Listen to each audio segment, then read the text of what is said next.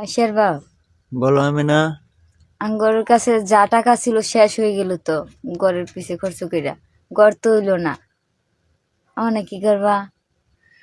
ঘর তো হইলই না, ঘরও তো আরো অনেক টাকার প্রয়োজন হয়।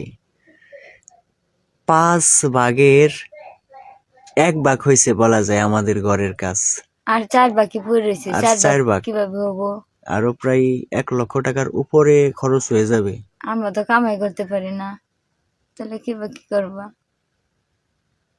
মালিক ভরসা, যা হয়। তুমি কি কও?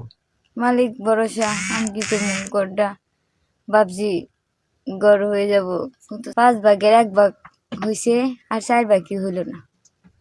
অনেক আটকে রইলো, কবে বেন হবো?